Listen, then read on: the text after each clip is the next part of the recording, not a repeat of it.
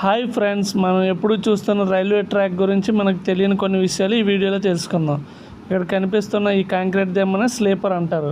ఈ స్లీపర్ యొక్క పర్పస్ ఏంటంటే ట్రైన్ యొక్క మొత్తం బరువుని ట్రాక్ నుంచి స్లీపర్ నుంచి కింద ఉన్న ఫార్మేషన్కి ట్రాన్స్ఫర్ చేయబడుతుంది. అలాగే ఈ స్లీపర్ ఒక్కొక్కటి 60 సెంటీమీటర్ల దూరంలో అమర్చబడి ఉంటాయి. దీనిపైనే మనకి రైల్ అనగా ట్రాక్ను వేస్తారు. ఈ స్లీపర్స్కి ఇన్సెట్స్ అనేవి ఉంటాయి. ఈ ఇన్సెట్స్ మధ్యలో ఈ రైళ్ళు తీసుకొచ్చి కూర్చోబెడతారు. దాంతోపాటు దాని మీద ఒక లైనర్స్ని అటువైపు ఇటువైపు పెడతారు. దాన్ని పెట్టిన తర్వాత దానిపైన ఈఆర్సీ బిగిస్తారు. దీంతోపాటు ఈ ట్రాక్కి స్లీపర్కి మధ్యలో రబ్బర్ ప్యాడ్ అనేది అరేంజ్ చేస్తారు.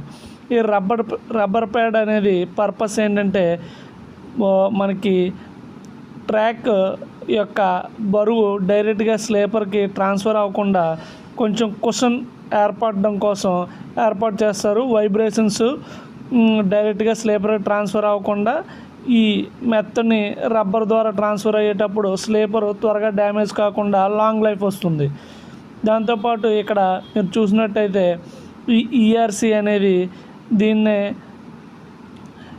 గట్టిగా ట్రాక్ స్లీపర్కి పట్టుకొని ఉండేటట్టుగా చేస్తుంది. దాంతోపాటు అక్కడ లైనర్స్ అనేవి ఈ ఇన్సెట్ మధ్యన ట్రాక్ ఫిక్స్డ్గా ఉండేటట్టు, అంటే మనకి ట్రైన్ పాస్ అయ్యేటప్పుడు మనకి అటు ఇటు కదులుతూ ఉంటుంది చూసారా, దాన్నే గేజ్ అంటారు. అంటే పర్టికులర్ లెంత్, రెండు ట్రాక్ల మధ్య పర్టికులర్ లెంత్ పర్ఫెక్ట్గా ఉండేటట్టు చేయడం కోసం ఈ లైనర్స్ని వాడుతారు. దాన్నే గేజింగ్ అంటారు. దాంతోపాటు ఇక్కడ ఉన్న కంకరని మనం బెలాస్ట్ అని పిలుస్తాం.